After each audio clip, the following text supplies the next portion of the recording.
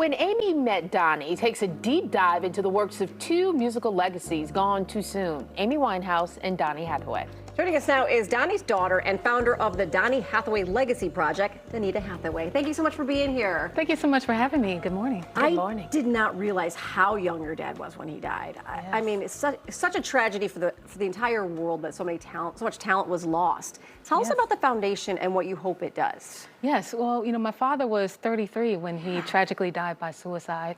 And so, that's something that's been aching with my heart, my entire life.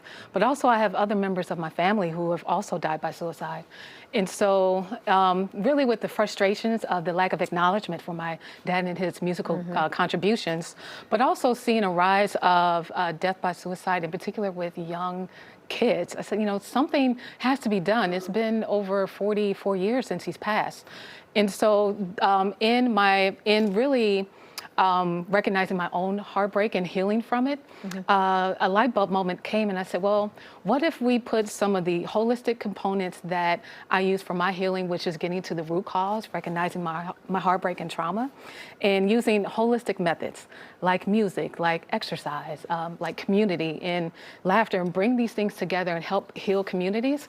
I think that would be a wonderful way to honor my father. So that was the birth of the Donny Hathaway Legacy Project. Okay, now, so Amy Winehouse and Donny Hathaway, two Yes. totally different generations, but they are still connected. Explain the connection. Yes, well, both of them, their fans love them. Amy's fans, it's hard to believe that she's been gone 12 years. Yeah. But, her fans still hold her in a certain regard, and my father's fans do as well. But, they were both under 40 before they passed. Yeah. But, they sang of love and heartbreak in particular, and that longing to, want to be loved. And so those, while they're different generations, they sonically, speak the same language. And so that's why I'm really excited about the show that we're going to get into a little bit later. But I think music fans are going to love it. Well, and Amy Winehouse's substance abuse problems, Yes. a lot of times they determine those are born out of mental health issues, right? Right. So obviously there's a good crossover there. Can you talk a little about the tribute show you guys have coming up? Yes, so my good friend, who is the producer of the show, Sally Blandon and the Tears Dry on Their Own band, they're going to have a wonderful performance along with Lester J at the beautiful Epiphany Center for the Performing Arts on September 21st. One thing I do want to add that it is, September is Suicide Prevention Month.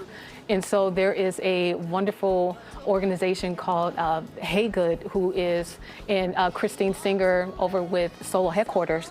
They're going to be providing resources for those dealing with substance abuse. And so we're really happy to have them on as partners for this. But I am really excited for this show. I can't wait. So what can people expect when they go to the show? Both songs from both of their genres? Yes, we'll Sally and the Tears Dry on Their Own band will answer the question, what would it have sounded like if Amy met Donny? Okay. Yeah, so I'm excited. Those two beautiful voices, man. I Yes. couldn't even imagine those Yeah, two so you have a together. mixture of her catalog and his as well. Okay. And there's also a mural that's going up in Hyde Park. Oh, it's already up, actually. It's already up. So special thanks to Rob McKay and the Connect Gallery.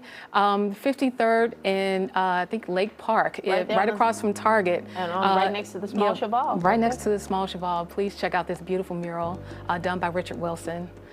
It's the first in Chicago, and I think really the first of its kind. So, and also there's a QR code at the bottom of the mural that has mental health resources right here in Chicago. So be sure to scan that QR code. It's so wonderful for you to talk about your own issues that you've Yes. dealt with and your father's issues, because they're not talked about enough. And without talking about them, nothing's going to change. Right, exactly. We have to get to the root cause, but it's feeling comfortable. Like as a society, we really we haven't been taught how to ask for help. There's a lot of isolation and feeling alone. We tend to go in our silos. And what we saw with Amy is how she dealt with it. Which we saw publicly, was through alcohol and substance abuse. And so it's just really important that as a community that we really kind of take a step back and have some grace and space for each other, Yes. for we all have things that we suffer through, because life is hard. Yeah. And so, but I know it's possible, and to be able to do it holistically and use music as a wonderful, Oh my goodness, yes. communicator Yes. and healing tool. Way to for us express all. yourself. Absolutely. Danita, thank you. Yeah, so much. We appreciate it. Thursday, September 21st, that is the When Amy Met Donnie concert in Epiphany Hall. Make sure to check out DonnieHathaway.org for more information to get tickets.